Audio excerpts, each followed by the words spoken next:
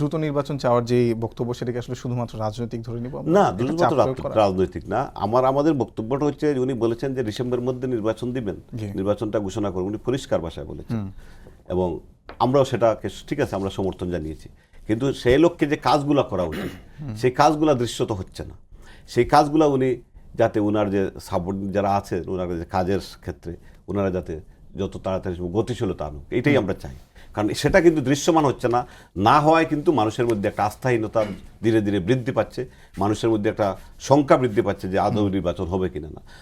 তাছাড়াও আমরা দেখতে পাচ্ছি যে মনে করেন সরকারের উনি ডক্টর মোহাম্মদ ইউনূস উনি একটা দলের ঘোষণা দিলেন, সেটা আমরা তাকে স্বাগত জানিয়েছি, আমাদের নেতাও তাদেরকে স্বাগত জানিয়েছেন। এখন তারা হয়তো নতুন দল করেছে, দল গুছানোর জন্য হয়তো তারা একটা সময় নিতে চাচ্ছে, এই ধরনের কোনো জিনিস কিনা এটা একটা ব্যাপার। পাশাপাশি আপনি আরেকটা প্রশ্ন করেছেন যেটা যে সামগ্রিক আইন শৃঙ্খলা পরিস্থিতি, এটা আমরাও কনফিউজ যে এই ঘটনা বিগত ফ্যাসিস্ট সরকার তাদের কাছে প্রচুর অর্থ এবং অস্ত্র আছে, এইসব অর্থ এবং অস্ত্র দিয়ে যাতে সমাজে একটা বিশৃঙ্খলা তৈরির মাধ্যমে নির্বাচনটা যদি দিলায় করানো যায় তাইলে হয়তো তাদের স্বার্থসিদ্ধি হতে পারে, সেটা একটা ব্যাপার থাকতে পারে এখানে। বা আরও কিছু অপশক্তি থাকতে পারে যারা চায় না হয়তো আমাদের দেশটা আবার গণতান্ত্রিক ডেমোক্রেসিতে ফিরে আসুক, তারাও থাকতে পারে।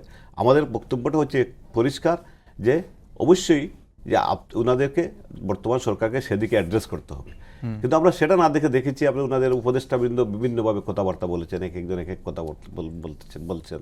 পাশাপাশি যারা নতুন দল গঠন করছে আমাদের যারা সন্তানের মতো যারা এই আন্দোলন সংগ্রামে ছিল তারা অনেকেই বিভিন্নভাবে কথাবার্তা বলছে, অনেকে সরকার ডিপেন্ডও করেছে।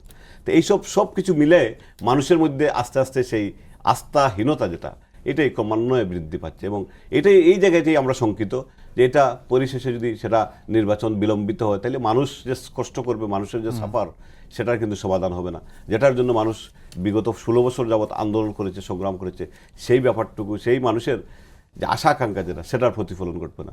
সেটা নিয়ে আমরা আসলে অসংখ্য ধন্যবাদ।